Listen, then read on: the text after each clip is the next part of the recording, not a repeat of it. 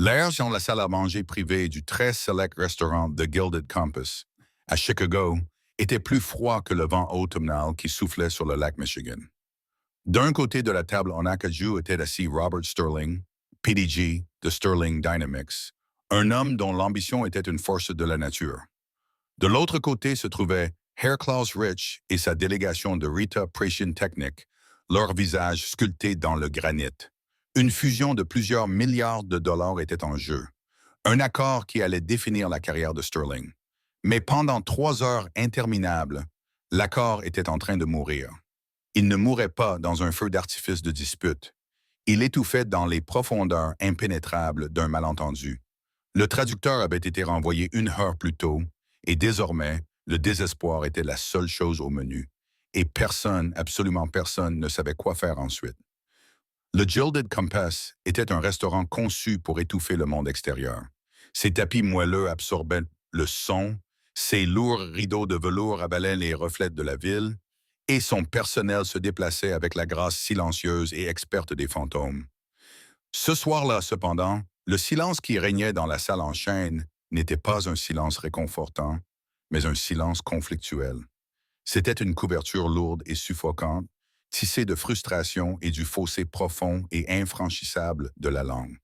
Sarah Jenkins l'avait ressenti dès qu'elle avait franchi la porte de service. Un lourd plateau en argent était savamment équilibré sur une main. Elle n'était pas censée servir dans cette salle. Celle-ci était réservée au personnel senior, mais Chloé s'était fait porter malade et la soirée Sterling était une réservation hautement prioritaire et stressante qui nécessitait la mobilisation de tout le personnel. Sarah, avec son efficacité discrète et son talent pour passer inaperçue, était considérée comme la remplaçante la plus sûre. De l'autre côté de la salle, elle l'aperçut. Robert Sterling. Elle avait vu son visage en couverture de Forbes et du Wall Street Journal. Sur les photos, il avait l'air d'un visionnaire, d'un titan de l'industrie. En personne, assis raide dans son costume sur mesure, il ressemblait à un homme pris en otage. Sa mâchoire était crispée, ses jointures blanchies par la tension, tandis qu'il serrait une fourchette en argent massif, non pas pour manger, mais comme une ancre dans la tempête qu'il avait lui-même provoquée.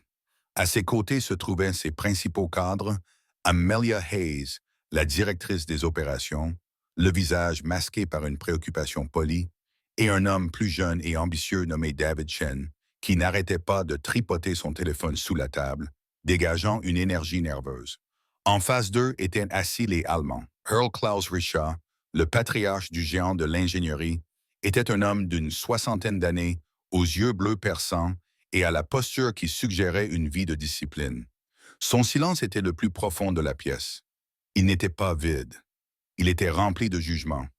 Ses deux associés, un homme et une femme dans la quarantaine, reflétaient son stoïcisme, leurs assiettes intactes de pétoncles grillés témoignant de l'échec de la diplomatie. Sarah connaissait la histoire. Elle avait entendu les chuchotements parmi le personnel. C'était le troisième et dernier dîner. L'accord de fusion entre Sterling Dynamics et la légendaire entreprise allemande RTR était en sursis. Le traducteur officiel, un consultant très bien payé nommé M. Peterson, avait, selon les mots du Matrei, souffert d'un échec catastrophique de vocabulaire et de nerfs.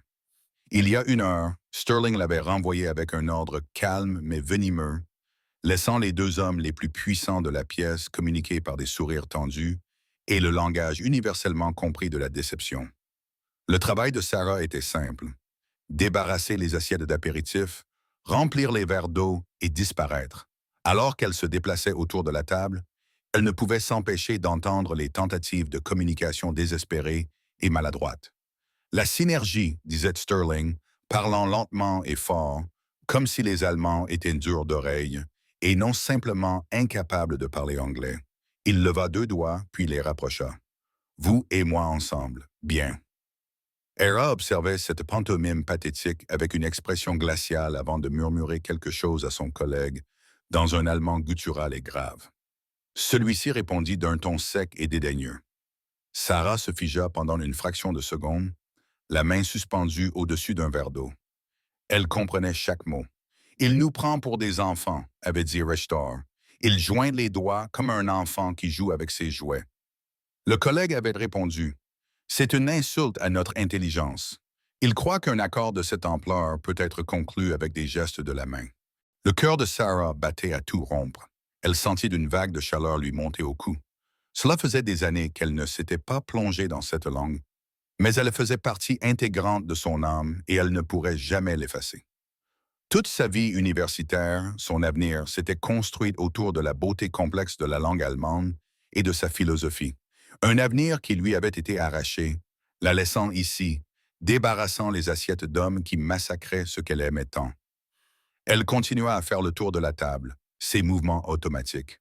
Son esprit, cependant, tournait à toute vitesse.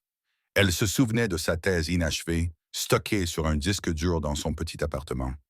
La progéniture de Heidegger, les nuances linguistiques de la confiance dans l'industrialisation allemande moderne. Cela semblait si grandiose, si ridiculement académique. Elle avait passé 5 ans à l'Université de Chicago, boursière à part entière, candidate au doctorat, la star du département d'études germaniques. Puis, en l'espace de 3 mois, un accident de voiture lui avait volé ses parents, la laissant seule responsable de sa sœur de 17 ans, Molly, et d'une montagne de dettes imprévues. Le doctorat, la chaire de professeur, la vie intellectuelle, tout cela avait disparu, remplacé par le besoin immédiat et écrasant de payer le loyer et d'acheter de quoi manger. Elle avait donc accepté le premier emploi qu'elle avait trouvé, avec des horaires flexibles et payé en pourboire en espèces, serveuse. David Chen, le jeune cadre, se pencha soudainement en avant, tenant son téléphone. « J'ai une application de traduction, Monsieur Sterling, dit-il d'une voix un peu trop forte. J'ai étudié l'allemand à l'université. Je peux essayer de faire le lien. » Sterling le regarda avec le désespoir d'un homme qui se noie en regardant un morceau de bois flotter. « Fais-le, David. Tout vaut mieux que ça. » David s'éclaircit la gorge et s'adressa à Richter avec un accent prononcé et maladroit et une grammaire désastreuse. Il essayait d'expliquer quelque chose au sujet des prévisions de bénéfices du 3e trimestre, mais ce qui sortit de sa bouche était un enchevêtrement de mots presque incompréhensibles. Sarah grimaça intérieurement. Il ne se trompait pas seulement. Il était involontairement offensant. Il utilisait le « tu » informel, une forme réservée aux amis, aux enfants et aux animaux, pour s'adresser à cet homme profondément traditionnel. C'était l'équivalent linguistique de donner une tape dans le dos du vieil homme et de l'appeler « mon pote ». Les yeux de Richter se plissèrent. Il ne dit rien, mais un muscle de sa joue se contracta. Il prit sa serviette en lin, la plia avec précision et la posa sur la table. C'était un geste définitif. Un signal indiquant que la soirée et l'accord étaient terminés.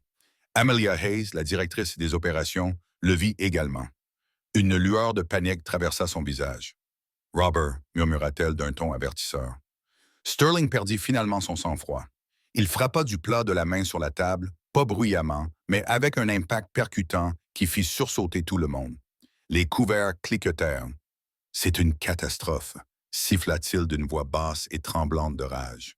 Des milliards de dollars, des années de travail perdu. Tout cela parce que personne dans cette pièce ne savait prononcer une simple phrase en allemand. Le silence qui suivit était absolu. Son poids était immense, pesant sur chaque personne présente dans la pièce. Sarah se tenait près du plateau de service, prise au piège dans le feu croisé d'une guerre d'entreprise. Elle voyait l'accord lui échapper. Elle vit la frustration sur les visages américains et le rejet froid et résolu sur les visages allemands. Mais plus encore, elle entendit les cris silencieux de la mauvaise communication, de l'ignorance culturelle. Et à ce moment-là, une pensée imprudente et terrifiante lui traversa l'esprit. Une pensée qui pourrait lui valoir d'être licenciée, humiliée et jetée à la rue. Ou peut-être pourrait-elle tout changer. L'air dans la salle en chaîne s'était alourdi, imprégné du goût métallique de l'échec. L'éclat de Robert Sterling avait brisé le fragile vernis de courtoisie entre les entreprises, laissant apparaître la vérité crue et laide de leur impasse. Il respirait bruyamment, le visage rouge, les yeux rivés tantôt sur les Allemands impassibles, tantôt sur sa propre équipe abattue. Il ressemblait à un général dont l'armée avait été vaincue sans qu'un seul coup de feu n'ait été tiré. Hera repoussa légèrement sa chaise, dont les pieds raclèrent le sol poli dans un léger bruit lugubre. C'était le son indubitable du dévant. Ses associés commencèrent à rassembler leurs mallettes, leurs mouvements vifs et efficaces. La fin était là. « Attendez » Amelia Hayes supplia d'une voix calme mais tendue. Elle se pencha par-dessus la table pour essayer d'attirer l'attention de Ertor. Votre Richard, s'il vous plaît. Il y a simplement une barrière, un malentendu. Les fondements de cet accord sont solides. Rita la regarda et, pour la première fois, une lueur d'émotion traversa son visage. De la pitié. Il répondit en allemand, d'une voix calme et posée, s'adressant à ses collègues, mais de manière à ce que toute la salle puisse le ressentir, à défaut de le comprendre. Sarah, debout près du mur, ressentit ces mots comme un coup physique. Les fondements n'ont aucune importance si la base est construite sur le manque de respect. Ertor déclara, « Ils n'ont pas la courtoisie de nous comprendre. Alors, comment peuvent-ils prétendre apprécier notre partenariat? » David Chen, enhardi par un sens du devoir stupide, leva à nouveau son téléphone. « Monsieur, je peux traduire cela. Il dit qu'il s'inquiète du respect des fondations. » C'était une traduction maladroite, littérale et totalement inutile qui passait à côté de l'essence même du sentiment. Le visage de Sterling se déforma de frustration. Qu'est-ce que cela signifie? La fondation. Parle-t-on du bâtiment? De la fondation financière? Quoi? Je pense qu'il parle de la base de l'accord. David bégaya, en sueur, le respect des fondements. La situation empirait. Les tentatives maladroites de Chen revenaient à jeter de l'essence sur un feu mourant. Il réduisait la profonde déclaration de RTR sur le respect mutuel et la compréhension culturelle à du jargon d'entreprise. Sarah regardait ce désastre au ralenti. Son esprit était en ébullition. Il ne s'agissait pas seulement de langue, il s'agissait de culture.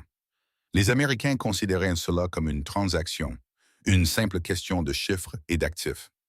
Pour Rich, un homme qui avait hérité d'une entreprise fondée par son grand-père, il s'agissait d'un héritage d'honneur et de confiance, un concept profond, presque sacré, de confiance qui ne pouvait être transmis par une application pour smartphone ou par un jeune cadre terrifié ayant suivi 2 semestres d'allemand à l'université. Elle ressentait un étrange sentiment d'appropriation de la situation, l'indignation d'une universitaire voyant son domaine d'études brutalement bafoué. Ce n'étaient pas que des mots. Ils véhiculaient un sens, une histoire et une vision du monde. Chen brisait ses vaisseaux et montrait à Sterling les éclats brisés, prétendant que c'était là l'image complète. Sa propre vie avait été marquée par le poids des mots. Les mots de réconfort soigneusement choisis qu'elle avait adressés à sa sœur Molly après les funérailles de leurs parents. Les mots durs et impitoyables de l'avis d'expulsion. Les mots humiliants du doyen expliquant pourquoi sa bourse et son allocation étaient supprimées sans congé. Le programme est très compétitif, Sarah. Nous ne pouvons pas simplement vous garder une place indéfiniment. Les mots avaient détruit son monde. Peut-être, juste peut-être, pouvaient-ils aussi le reconstruire. Arthur était maintenant debout. Ses associés l'imitèrent. Il fit une brève révérence formelle, un geste définitif qui n'avait pas besoin d'être traduit. « Monsieur Sterling », dit-il ces 2 mots anglais sonnant étranges et définitifs dans sa bouche. Sterling se leva, le visage blême. Il avait perdu des années de planification d'acquisition agressive et de stratégie impitoyable, le tout culminant dans cette défaite humiliante dans une salle à manger silencieuse. Il ouvrit la bouche et il a la bouche, mais aucun mot ne sortit. Que pouvait-il dire? Crier plus fort. Faire de plus grands gestes de la main. C'était l'abîme, le bord absolu de l'échec. Les pieds de Sarah semblaient cloués au sol. Sa formation lui criait de rester invisible, de laisser les Titans s'affronter et tomber sans se mettre en travers de leur chemin. Être serveuse, c'était anticiper les besoins. Oui, bien dit, mais c'était aussi une question de survie. S'impliquer, c'était se suicider professionnellement. Ils ne la remercieraient pas. Ils lui en voudraient d'avoir été témoin de leur échec pour avoir outrepassé son rôle. Elle serait renvoyée sur le champ. Et Molly comptait sur son salaire pour payer les frais d'inscription à l'université communautaire. Mais alors que RTO commençait à se retourner, l'un de ses associés murmura une dernière remarque acerbe à son collègue. C'était un murmure conspirateur, destiné à n'être entendu par personne d'autre. C'est, comme je l'avais prédit, l'arrogance américaine. Ils croient que le monde doit apprendre leur langue, leurs coutumes. Ils n'ont aucune profondeur. C'était ça. C'était le coup de grâce. Il ne s'agissait plus de l'accord. Il s'agissait de fierté.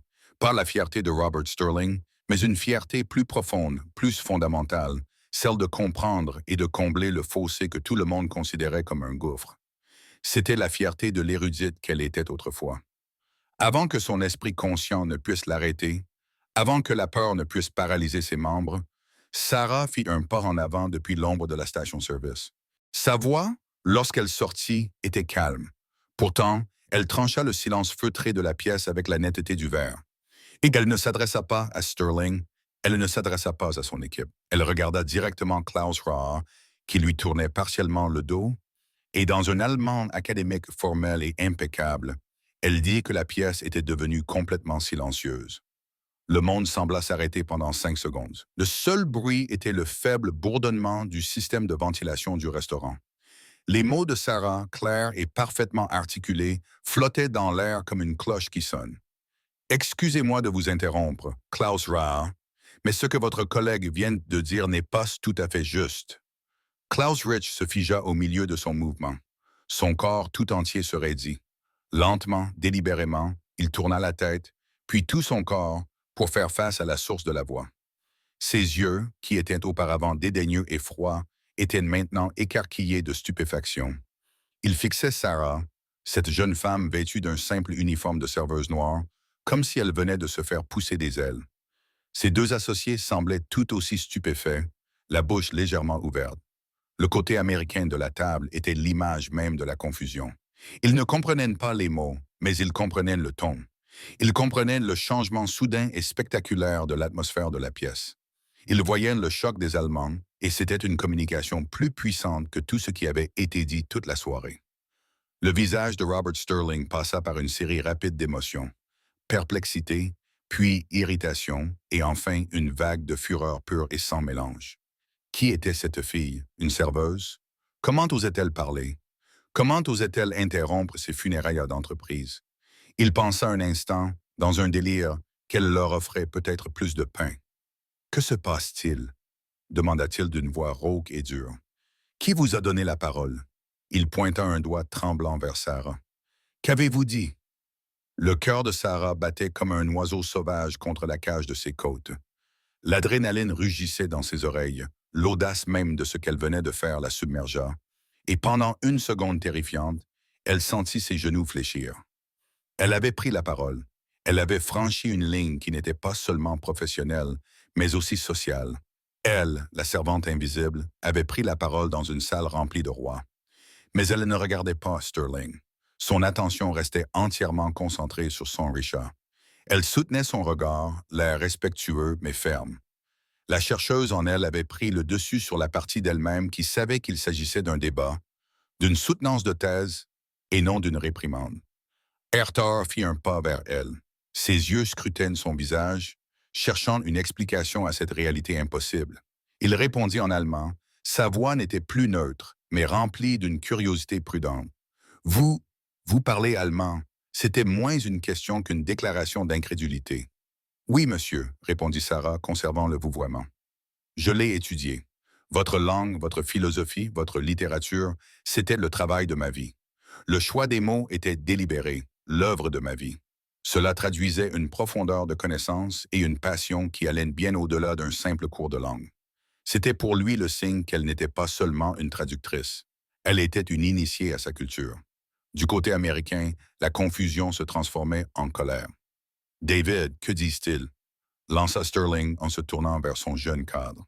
David Chen était pâle et complètement perdu. « Je ne sais pas, monsieur. Elle parle très vite, c'est un dialecte complexe. Je pense que ce n'était pas un dialecte. C'était simplement du haut allemand pur et clair, et l'incapacité de David à le comprendre révélait que ses affirmations précédentes n'étaient que des fanfaronnades. Amelia Hayes, cependant, observait l'interaction avec un regard perspicace et calculateur. Elle ne considérait pas Sarah comme une serveuse. Elle la considérait comme un atout inattendu. Un joker. « Tais-toi, David. » Sterling bouillait, les yeux rivés sur Sarah. « Vous, serveuse, comment vous appelez-vous? » « Sarah Jenkins. »« Monsieur, » dit-elle d'une voix calme, bien que ses mains cachées derrière son dos tremblaient. « Mademoiselle Jenkins, » dit Sterling d'une voix pleine de sarcasme et de menace. « Vous êtes renvoyée. Prenez vos affaires et disparaissez de ma vue. Vous n'avez aucune idée du tort que vous venez de causer. » Il se retourna vers les Allemands, avec l'intention de leur présenter des excuses désespérées pour l'interruption causée par son personnel. Mais Hericha ne le regardait pas. Il regardait toujours Sarah. Il leva la main, faisant clairement signe à Sterling de s'arrêter. Il s'adressa à nouveau à Sarah en allemand. Vous avez dit que ce que mon collègue avait dit était injuste. Expliquez-vous. Qu'avez-vous trouvé injuste? C'était le moment de vérité. Elle pouvait soit s'excuser, s'enfuir et accepter son sort, soit doubler la mise dans le pari le plus fou de sa vie. Elle prit une profonde inspiration. Votre collègue. Elle se mit à parler allemand avec une précision académique qu'elle n'avait pas utilisée depuis des années, évoquant l'arrogance américaine. Il a suggéré que vos hôtes pensent que le monde doit se conformer à leurs coutumes, qu'ils manquent de profondeur. Bien que je comprenne sa frustration, qui découle d'un profond problème de communication, la qualifier d'arrogance revient à confondre le symptôme et la maladie. Elle fit une pause, laissant ses mots faire leur effet. L'expression de Arthur était désormais celle d'une intense concentration. Il ne regardait plus une serveuse. Il écoutait un argument. Le problème ici n'est pas l'arrogance, a poursuivi Sarah, gagnant en assurance à chaque phrase. Il s'agit d'une différence de perspective culturelle concernant la nature même d'un accord commercial. M. Sterling et son équipe voient cet accord sous l'angle de l'efficacité des mesures et de la valeur pour les actionnaires. C'est une vision transactionnelle du monde. Vous entendez Richa et votre entreprise, qui appartient à votre famille depuis plus d'un siècle, voir cet accord sous l'angle de l'artisanat traditionnel et d'une confiance qui se veut intergénérationnelle. Il parle en tant que professionnel. Vous parlez en vers et vous n'avez pas d'interprète. Lorsqu'elle eut terminé, la pièce était si silencieuse qu'elle pouvait entendre les battements frénétiques de son propre cœur. Elle avait tout dévoilé. Elle avait diagnostiqué le problème fondamental que des millions de dollars de frais de consultation n'avaient pas réussi à identifier. Elle l'avait fait dans une langue que personne du côté américain ne comprenait. Elle défendait l'homme même qui était sur le point de la licencier auprès de l'homme qu'il essayait de convaincre. Robert Sterling se tenait là, totalement impuissant. Son visage était un masque de rage et de confusion. Il savait que quelque chose de profond était en train de se passer, mais il était exclu, comme un sourd à l'opéra. Hera fixa Sarah pendant un long moment, sans ciller. Puis, il se tourna vers Robert Sterling et, pour la première fois de la soirée, il lui parla dans un anglais lent, avec un fort accent, mais parfaitement clair. « Monsieur Sterling, dit-il d'une voix grave, je pense que nous ne partirons pas tout de suite, et cette jeune femme, mademoiselle Jenkins, n'est pas renvoyée. » Il désigna la chaise vide du traducteur à la table. Elle s'assiera. L'ordre était absolu. Elle s'assiera. Pendant un instant, personne ne bougea. Robert Sterling avait l'air d'avoir reçu une gifle de Arthur. Lui, le PDG de Sterling Dynamics, dans sa propre réserve privée, venait d'être contredit par un ressortissant étranger au sujet de sa propre employée. Le rapport de force dans la pièce n'avait pas seulement changé, il s'était complètement inversé. Amelia Hayes fut la première à réagir. Elle fit un signe de tête subtil mais ferme à Sarah, ses yeux transmettant un message clair. « Fais ce qu'il dit. C'est notre seule chance. » Toujours sous le choc, Sarah quitta la relative sécurité du mur pour se diriger vers la table en acajou brillant. Les quelques pas lui semblèrent interminables. Elle était très consciente de ses chaussures bon marché en caoutchouc. Elle contrastait fortement avec le cuir italien raffiné de tous les autres convives. Elle tira la lourde chaise ornée, la même que celle qu'occupait quelques heures plus tôt M. Peterson, tombé en disgrâce et s'assit. Le tissu noir amidonné de son uniforme semblait rugueux et déplacé sur le velours somptueux de la chaise. Elle croisa les mains sur la table, son instinct de serveuse luttant contre la nouvelle réalité terrifiante de sa position. « Maintenant, dit RTO, revenant à l'allemand et s'adressant directement à Sarah. M. Sterling essayait de parler de synergie. C'est un mot que nous connaissons, mais son sens nous échappe. Dites-moi, quelle est sa vision de cette synergie? Pas dans ces mots maladroits, mais d'une manière qu'un ingénieur, un artisan, pourrait comprendre. » Tous les regards se tournèrent vers Sarah. Le regard de Sterling était un mélange de suspicion et de désespoir à contre-cœur. Il était acculé. Tout son empire, son héritage, était désormais inexplicablement entre les mains d'une serveuse dont il ne connaissait pas le nom il y a encore 10 minutes. Sarah se tourna vers lui. Sa voix était calme mais ferme. « Monsieur Sterling, Herr Richa vous demande d'expliquer votre vision de la synergie entre les deux entreprises. » Il vous demande de l'expliquer non pas en tant qu'homme d'affaires, mais en tant qu'ingénieur. Sterling cligna des yeux un instant. Il avait l'habitude de parler en termes de capitalisation boursière, de croissance trimestrielle et de dividendes pour les actionnaires. En tant qu'ingénieur, oui, monsieur. Sarah dit, c'est un homme qui construit des choses qui durent. Il veut comprendre ce que vous avez l'intention de construire avec lui. La réformulation de la question fut une révélation. Elle coupa court au jargon d'entreprise et alla droit au cœur du sujet. Sterling resta silencieux un instant, les rouages de son formidable cerveau tournant à plein régime. Il regarda Arthur. Il le regarda vraiment pour la première fois, non pas comme un obstacle, mais comme un père. D'accord, dit-il d'un ton différent. La colère avait disparu, remplacée par une intensité concentrée. D'accord, dites-lui ceci. Il se mit à parler et Sarah commença à traduire. Mais elle ne se contentait pas de traduire, elle transformait.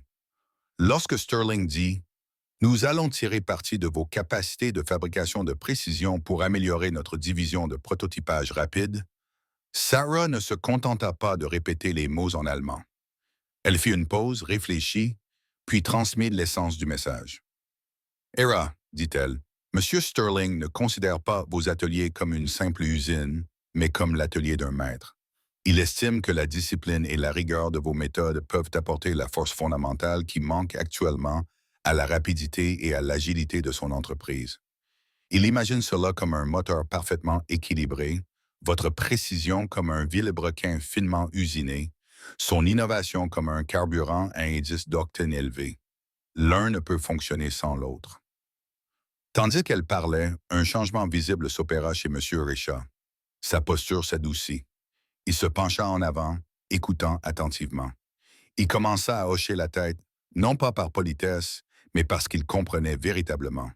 Il se mit à poser des questions techniques complexes sur les tolérances des matériaux et la mise à l'échelle de la production. Sterling répondit avec une aisance et une passion pour son propre travail qui avait été enfoui sous des couches de bravade exécutive. Il a parlé des avancées de son entreprise dans le domaine des matériaux composites et de la conception assistée par ordinateur. Et à chaque échange, Sarah faisait le lien.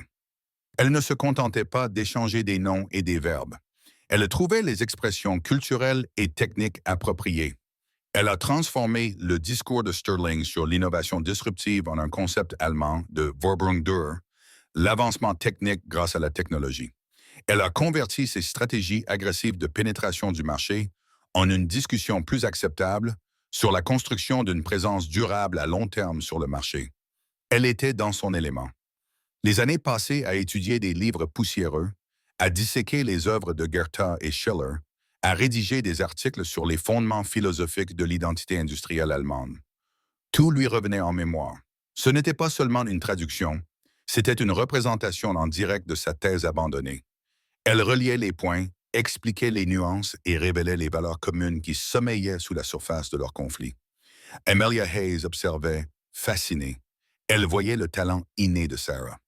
Il ne s'agissait pas seulement de langue. Il s'agissait d'une intelligence émotionnelle et culturelle du plus haut niveau. Elle se fit une note mentale de rassembler tous les dossiers que le restaurant avait sur Sarah Jenkins. David Shin, cependant, se recroquevillait sur sa chaise. Chaque phrase fluide et élégante prononcée par Sarah mettait davantage en relief son propre manque de compétences. Il avait essayé de se poser en héros, en homme qui avait sauvé l'accord. À présent, il était moins qu'un spectateur. Il était le symbole même du problème que Sarah était en train de résoudre. Une jalousie amère et rancunière commença à le ronger. Après 1 heure de conversation intense et productive, un serveur, ancien collègue de Sarah, s'approcha de la table pour débarrasser des assiettes du plat principal, refroidi depuis longtemps. Il regarda Sarah, assise à la table avec les cadres, le visage empreint d'une totale perplexité. Sarah lui fit un petit signe de tête presque imperceptible, et il se retira, confus. Finalement, Arthur leva la main. Il regarda Sterling puis Sarah, et un petit sourire presque imperceptible effleura ses lèvres. Il parla en allemand. Mademoiselle Jenkins, il y a une clause dans les dernières pages du contrat. Notre équipe juridique l'appelle le paragraphe 17. Je l'appelle la clause d'héritage. Mes homologues américains l'ont rejetée comme étant sentimentale. Ils souhaitent la supprimer du document. C'est le principal point d'achoppement depuis une semaine. Je veux que vous l'expliquiez à Monsieur Sterling. Expliquez-lui pourquoi elle n'est pas sentimentale mais essentielle. Sarah sentit son sang se glacer. La clause d'héritage. Elle n'avait aucune idée de ce dont il s'agissait. Elle était serveuse, pas avocate. Cela la dépassait. La fragile confiance qu'elle avait acquise au cours de la dernière huche menaçait de s'effondrer. Monsieur, dit-elle à Sterling, la voix tremblante pour la première fois. Il fait référence à une clause spécifique du contrat, le paragraphe 17, la clause d'héritage. Il dit que votre équipe souhaite la supprimer et que c'est la principale raison pour laquelle l'accord est au point mort. Le visage de Sterling s'assombrit. La clause d'héritage. C'est une page de poésie absurde et dénuée de sens. Elle parle d'honorer l'esprit des fondateurs et la gestion communautaire. Elle n'a aucune valeur juridique. C'est du vent. Nos avocats veulent à juste titre qu'elle soit supprimée. Elle crée des responsabilités potentielles basées sur des sentiments. Sarah regarda Rector, puis Sterling. Elle était prise au milieu du désaccord le plus important de toute la fusion, et elle était complètement dépassée. La pression dans la pièce s'est soudainement recentrée, se concentrant sur un seul point, là où Sarah était assise. La brève camaraderie forgée par la discussion technique s'est évaporée, remplacée par la dure réalité d'une impasse juridique. Dis-lui, Richard, dit Sterling d'une voix sèche et impatiente, que notre équipe juridique est sans égale. S'ils disent que la clause est une responsabilité, c'est une responsabilité. Nous pouvons publier un communiqué de presse sur le respect de l'histoire de son entreprise. Nous pouvons apposer une plaque, mais nous n'insérerons pas de langage émotionnel vague dans un contrat de plusieurs milliards de dollars. Sarah prit une profonde inspiration, l'esprit en ébullition. Elle devait choisir ses mots avec soin. Une traduction directe du ton dédaigneux de Sterling les ramènerait à la case départ. Elle se tourna vers Rita. « Era », commença-t-elle en allemand. « Monsieur Sterling reconnaît l'importance de l'histoire de votre entreprise. Cependant, ses conseillers juridiques craignent que la formulation actuelle de la clause d'héritage, fondée sur des principes plutôt que sur des définitions juridiques précises, ne crée des complications imprévues à l'avenir. Ils préfèrent honorer l'esprit de la clause par des engagements publics plutôt que par des obligations contractuelles. » Elle avait adouci les contours, mais le message fondamental restait le même. La clause posait problème. Rita l'écouta, l'expression indéchiffrable. Lorsqu'elle eut terminé, il ne répondit pas immédiatement. Au lieu de cela, il fouilla dans sa maillette et en sortit une feuille de papier qu'il fit glisser sur la table vers Sarah. C'était une copie du paragraphe 17, rédigé en allemand. « Lisez-le, ordonna-t-il, non pas avec les yeux d'un avocat, mais avec ceux d'un érudit. Vous comprendrez alors. » Sarah prit le papier. Ses mains tremblaient légèrement. Le texte n'était pas rédigé dans un jargon juridique dense. Il était, comme l'avait dit Sterling, presque poétique. Il évoquait le devoir de l'entreprise non seulement envers ses actionnaires, mais aussi envers ses employés et la ville où elle avait été fondée.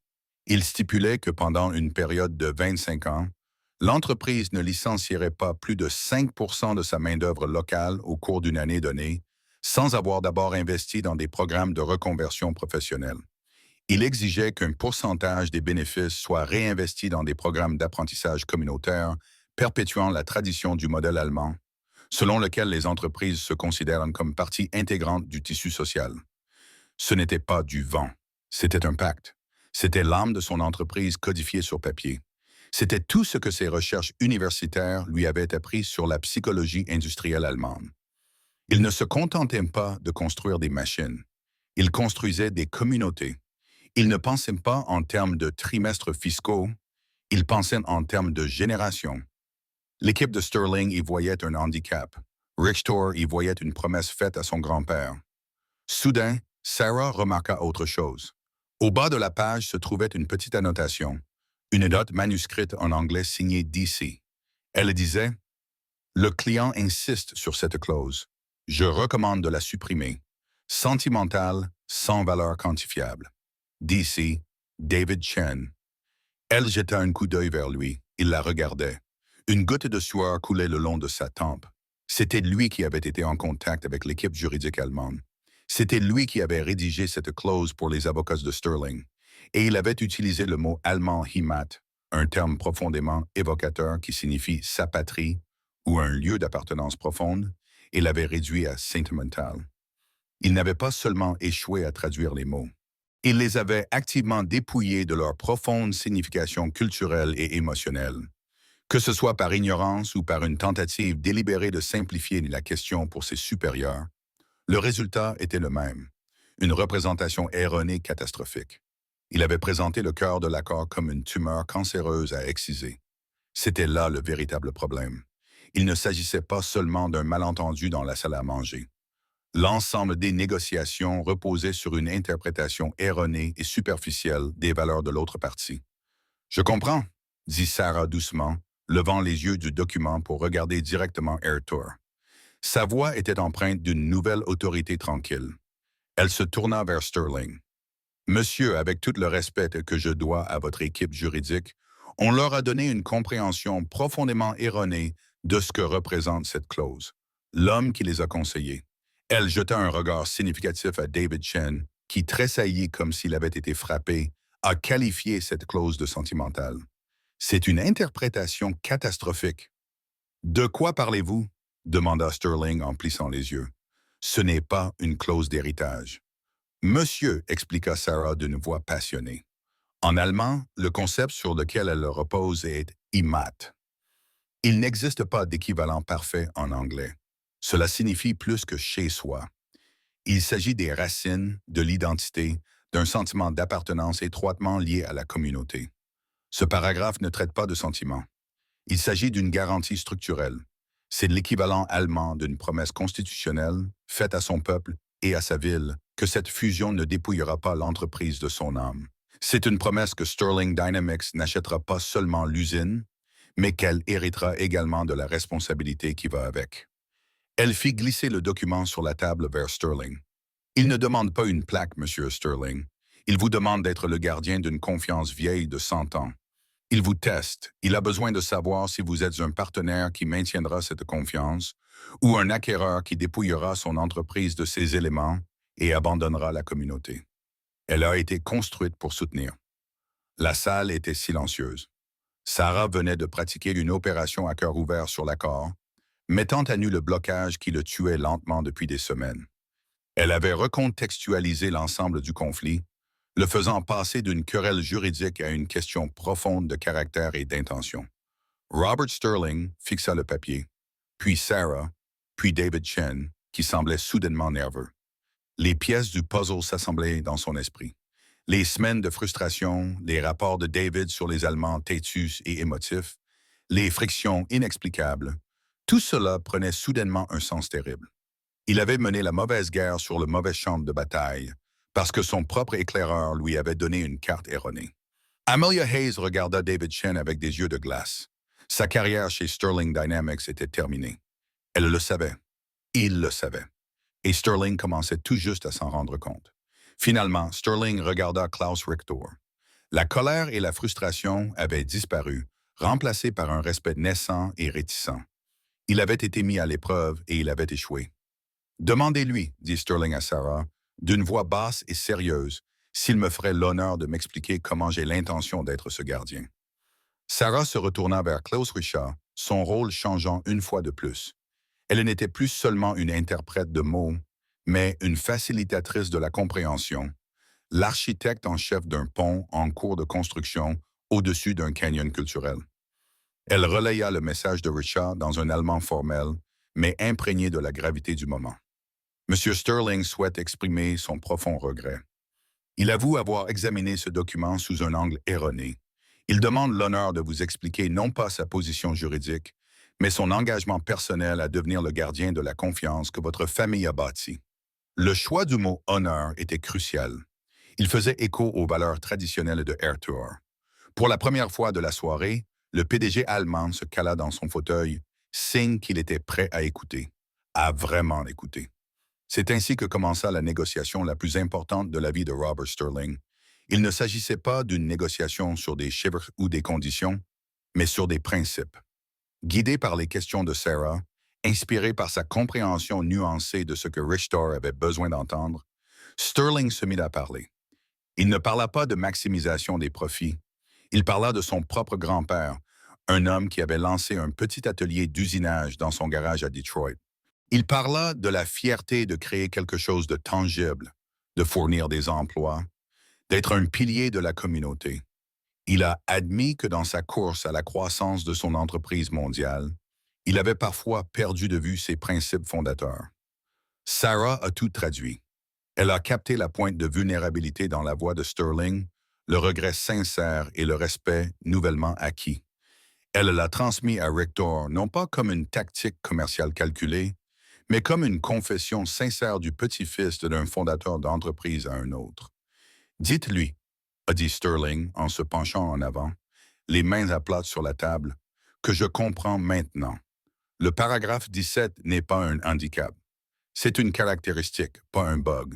C'est un mécanisme de contrôle qualité pour l'âme de l'entreprise et je ne le supprimerai pas. Je le signerai et je lui donnerai ma garantie personnelle en tant qu'homme que je le respecterai. Lorsque Sarah traduisit ses propos, un silence s'abattit sur la délégation allemande. Richter regarda Sterling, étudiant attentivement son visage, à la recherche du moindre signe de malhonnêteté. Il n'en trouva aucun. Le PDG américain, qui quelques heures auparavant était l'incarnation même de l'impatience et de l'arrogance, avait désormais l'air d'un homme d'État. Arthur posa alors une série de questions pointues. Que savait Sterling du modèle allemand d'apprentissage? Comment allait-il l'intégrer? Comment allait-il s'assurer que le directeur de son usine allemande aurait l'autonomie nécessaire pour prendre des décisions bénéfiques pour la communauté locale, même si celle-ci ne se traduisait pas par des résultats immédiats dans le rapport trimestriel? L'équipe de Sterling n'avait jamais envisagé ces questions, mais grâce à Sarah, qui lui expliqua le contexte, Sterling releva le défi. Il ne donna pas de réponse toute faite. Il a proposé des solutions créatives et collaboratives. Il a suggéré de former un comité conjoint sur le patrimoine, co-présidé par Richter lui-même, afin de superviser la mise en œuvre de la clause patrimoniale. Il a proposé de financer un nouveau programme d'enseignement des STEM dans le lycée allemand local, afin de créer un vivier de futurs apprentis. Il ne se contentait pas d'accepter la clause, il l'adoptait et s'en servait comme base. L'atmosphère dans la pièce s'est transformée. La froideur s'était dissipée, remplacée par une chaleur palpable de respect mutuel et d'enthousiasme. Les deux associés de Hera, qui étaient si stoïques auparavant, souriaient désormais et murmuraient entre eux d'un ton reconnaissant. Finalement, après près de 2 heures supplémentaires de dialogue constructif, Klaus Richard s'est levé.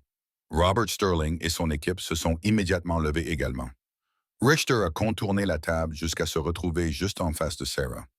Il l'a regardée, ses yeux bleus n'étaient plus glacés, mais remplis d'une profonde et sincère gratitude. Bill Jenkins, dit-il en allemand, la voix pleine d'émotion. Au cours de mes 70 années de carrière, j'ai travaillé avec des ambassadeurs, des ministres et les consultants les plus chers au monde. Je peux affirmer sans hésitation que vous êtes la communicatrice la plus efficace que j'ai jamais rencontrée. Ce soir, vous n'avez pas seulement traduit nos paroles. Vous avez traduit nos intentions, nos âmes. Il passa ensuite à un anglais soigné afin que tout le monde puisse l'entendre. Vous avez sauvé cette grande entreprise. Il se tourna vers Sterling et lui tendit la main. Monsieur Sterling, nous avons un accord. Envoyez-moi le contrat demain. Ne changez pas un seul mot du paragraphe 17. Sterling lui serra fermement la main, un large sourire sincère illuminant son visage. Vous avez ma parole, Clause. La poignée de main fut ferme, le soulagement dans la pièce si palpable qu'il en était presque physique. L'accord était conclu. Pendant que les deux PDG discutaient en échangeant un petit rire discret, Amelia Hayes s'approcha de Sarah, qui était toujours assise, l'air légèrement étourdi par le tourbillon des événements. « C'est la chose la plus extraordinaire que j'ai jamais vue dans ma carrière », dit Amelia d'une voix basse et pleine d'admiration. Avant que Sarah n'ait le temps de répondre, Sterling tourna son attention vers son jeune cadre déchu. Sa voix, désormais dépourvue de chaleur, était glaciale. « David, » dit-il sans même le regarder, « Amelia vous attendra dans son bureau demain à 8 heures. Apportez votre lettre de démission. » David Chen fixa Sterling, le visage marqué par la panique et la honte. Il ouvrit la bouche pour protester, pour trouver une excuse, mais un seul regard méprisant de Sterling le réduisit au silence. Il attrapa sa maillette et quitta précipitamment la pièce sans un mot. Le chemin de destruction causé par son ignorance et son ambition était enfin dégagé, Et à sa place se tenait Sarah, la serveuse discrète, qui avait à elle seule sauvé un héritage de plusieurs milliards de dollars. Robert Sterling se tourna alors vers elle, le visage empreint d'un mélange complexe de gratitude, d'embarras et de stupéfaction. Mademoiselle Jenkins, commença-t-il, je vous dois des excuses et une dette que je ne suis pas sûr de pouvoir jamais rembourser. Les conséquences de cette poignée de main étaient surréalistes. Les Allemands, désormais chaleureux et bavards, partageaient un verre de cognac millésimé avec Sterling et Amelia Hayes pour célébrer l'événement. La tension de la soirée avait complètement disparu, comme dans un rêve lointain.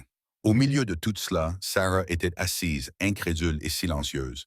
Elle était entrée dans cette pièce pour débarrasser les assiettes, et elle en sortait après avoir remodelé l'avenir de deux multinationales.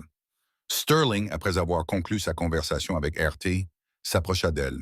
Il tira une chaise et s'assit, non pas comme un PDG s'adressant à une serveuse, mais comme un homme reconnaissant une collègue. J'avais tort, dit-il, sa voix dépourvue de toute l'arrogance qu'elle avait auparavant. J'ai été grossier, j'ai été dédaigneux, et j'étais sur le point de licencier la personne la plus précieuse de cette pièce. Je suis vraiment désolé. Ce n'est pas grave, Monsieur Sterling, murmura Sarah, encore bouleversée. Vous étiez sous pression. C'est une excuse, pas une raison, rétorqua-t-il. Ce que vous avez fait ce soir, ce n'était pas seulement de la traduction. Vous avez un don, Moral Jenkins, une profonde compréhension des gens qui est plus rare que n'importe quel bilan ou brevet.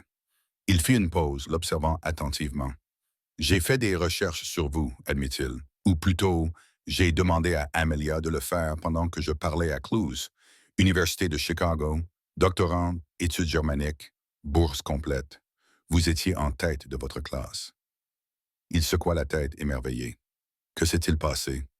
La question était directe, mais son ton était doux, sincèrement curieux. Pour la première fois en 3 ans, Sarah ne ressentait aucune honte à raconter son histoire. Elle parla de l'accident de ses parents, de sa sœur Molly et de la thèse sur la philosophie industrielle allemande qui prenait la poussière sur son ordinateur portable. Sterling l'écouta sans l'interrompre, le visage impassible. Lorsqu'elle eut terminé, il resta silencieux pendant un long moment. Vous avez renoncé à votre avenir pour votre famille. Il énonça simplement. Ce n'était pas une question. C'est un honneur. C'est un héritage. Ce que j'étais trop aveugle pour voir dans le contrat de Airtor, vous l'avez vécu chaque jour. Il se leva. Ce n'est pas une offre d'emploi, Mlle Jenkins, car ce que vous faites actuellement n'est pas votre travail. C'est une correction de trajectoire. Je crée un nouveau poste chez Sterling Dynamics, avec effet immédiat, celui de vice-présidente de la stratégie internationale et des relations culturelles. Vous rendrez compte directement à moi. J'ai besoin de quelqu'un pour veiller à ce que nous ne nous retrouvions plus jamais dans une situation aussi aveugle. J'ai besoin d'un gardien pour l'âme de notre entreprise. Le salaire suffira à payer 100 fois les études universitaires de votre sœur et nous financerons la fin de votre doctorat si vous le souhaitez toujours. Sarah le regarda, sans voix. Vice-présidente, ces mots ne faisaient pas sens. C'était un conte de fées, un fantasme. Les serveuses ne devenaient pas vice-présidentes du jour au lendemain. Mais l'expression sur le visage de Sterling était « on ne peut plus sérieuse ». « Je ne sais pas quoi dire », balbutia-t-elle. « Dites oui », dit Amelia Hayes en les rejoignant avec un sourire chaleureux. « Croyez-moi, Sarah, nous avons plus besoin de vous que vous n'avez besoin de nous. » Alors que la délégation allemande s'apprêtait à partir, Aria s'approcha d'elle une dernière fois. Il lui tendit une carte de visite simple et élégante. « Si jamais cet homme ne vous apprécie pas à votre juste valeur, dit Rita en allemand, les yeux pétillants, appelez-moi, il y aura toujours une place pour vous chez Rita Precisions Techniques, la plus haute place qui soit. » Les larmes montèrent aux yeux de Sarah lorsqu'elle accepta la carte. Ce n'étaient pas des larmes de tristesse ou de soulagement, mais d'un profond et irrésistible sentiment de restauration. La partie d'elle-même qu'elle croyait morte et enterrée, la chercheuse, l'intellectuelle, la stratège était bien vivante. Elle avait toujours été là, attendant l'occasion de s'exprimer. 1 heure plus tard, Sarah sortit pour la dernière fois du Compass Doré. Le vent froid de Chicago lui fouetta le visage, mais elle ne le sentit pas. Elle n'était plus une serveuse invisible. Elle était Sarah Jenkins, la femme qui comprenait la poésie des affaires, celle qui pouvait entendre le langage silencieux de l'âme. Son passé n'était pas une tragédie qui l'avait fait dérailler. C'était l'éducation qui l'avait préparé. Et son avenir n'était plus une question de survie jusqu'à la prochaine paix, mais d'entrer dans une salle de réunion et de s'assurer que la voix de personne, quelle que soit la langue, ne se perde plus jamais dans la traduction. L'histoire de Sarah nous rappelle avec force que les compétences les plus extraordinaires peuvent se trouver dans les endroits les plus inattendus. Elle nous montre que la véritable valeur ne figure pas toujours sur un CV ou ne se reflète pas toujours dans un titre professionnel. Parfois, c'est l'observateur discret, la personne qui a affronté des épreuves et à qui une connaissance profonde est invisible, qui détient la clé. Son parcours ne consistait pas seulement à apprendre une autre langue. Il s'agissait de comprendre les gens à un niveau fondamental, leur histoire, leurs valeurs, leur fierté. Cela prouve que l'empathie et l'intelligence culturelle ne sont pas des compétences non techniques. Ce sont des super-pouvoirs dans notre monde interconnecté. Sa vie a changé en une nuit, non pas par chance, mais parce qu'elle a eu le courage d'utiliser une voie que le monde, pensait-elle, l'avait forcée à taire. Si cette histoire vous a inspiré ou fait réfléchir, n'hésitez pas à liker cette vidéo. Cela aide vraiment la chaîne à se développer. Et pour découvrir d'autres histoires vraies sur des héros méconnus et des moments incroyables qui ont changé leur vie, n'oubliez pas de vous abonner à la chaîne et d'activer la cloche de notification.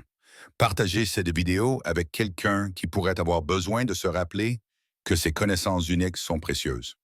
Merci d'avoir regardé.